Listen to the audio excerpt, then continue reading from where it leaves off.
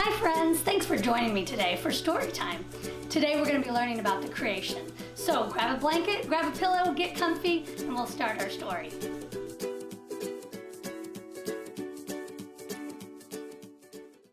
In the beginning there was nothing, only darkness all around. And there was God. God created the heavens and the earth. But the earth was empty and very dark. God had a plan to give it shape and life. "Let there be light," God said, and a warm brightness filled the earth. There was light. God called the light day, and he called the darkness night. That was the first day. On the second day, God said, "Let there be a great space." A great space surrounded the earth. By day, it was a bright blue. By night, it was a dark black. God called this great space sky. On the third day, God said, "Let the waters flow upon the earth, and let dry ground appear." The water formed oceans and rivers, lakes and ponds. The ground formed mountains and valleys, deserts and islands. God planted trees, grass, and flowers. He gave these plants seeds so they could bear fruit and grow. God looked upon what he had created and was pleased. On the fourth day, God looked into the empty sky and said, "Let there be lights in the sky." God created two great lights and hung them in the sky. He called the brighter light the sun. He made the sun shine over the world during the day. The other light he called moon.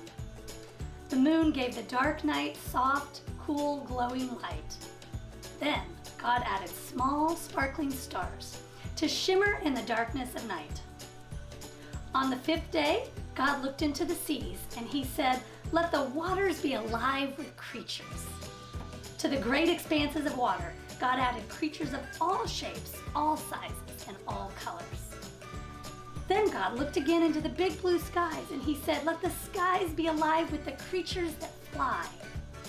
God made creatures with wings, which he called birds, and the birds flew playfully across the great spaces of the sky.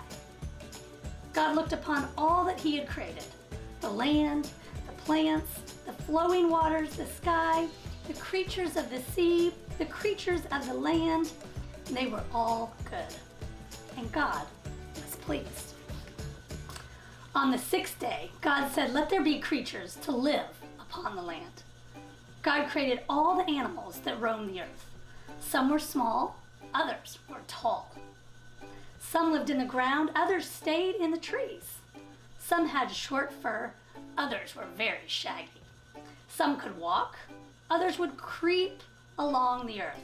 Some were loud, and others were very quiet. Some moved quickly, and others moved very slowly. In the fields, God placed cows and sheep, horses and buffalo, rabbits and mice. Soon the woods were filled with scurrying squirrels and chipmunks, fast foxes and deer, creeping spiders and insects so small that no one could see them but God. The jungles came alive with fierce tigers, chattering chimpanzees, slithering snakes, and trumpeting elephants. There were animals with long necks and others with stripes and spots. There were animals who came out only at night, and animals who would sleep all winter long. God created so many animals. Every animal was special in its own way. God created all the creatures to grow and to have children. And God created another creature on that sixth day. This creature would also live on land. He called this creature man. Man was created in God's own image. God placed man on the earth to watch over all living things, the fish in the sea, the birds in the sky, and the animals on land. God blessed this first man. He said to him, "Grow in this place that I have made just for you. Take the plants that grow on the land, they will be food for you. Share this land and its food with all the creatures of the world. Live upon this world I have created for you.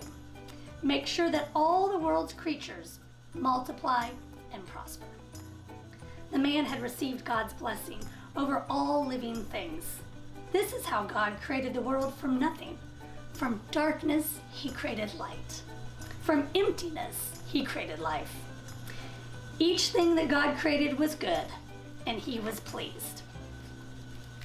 God created day and night, earth and sky, sun and moon, and land and sea. He made the plants that grow, the fish that swim, the birds that fly, and the animals that roam. God created a man to watch over the world that he had made. From the heavens, God looked upon his creation. He saw that it was very good. God blessed the seventh day and made it holy. On the seventh day, when God's wonderful work was done, he rested. Thanks for joining us today. Hope you enjoyed the story. Next week, we'll be talking about Adam and Eve, so hope you come back and watch us again.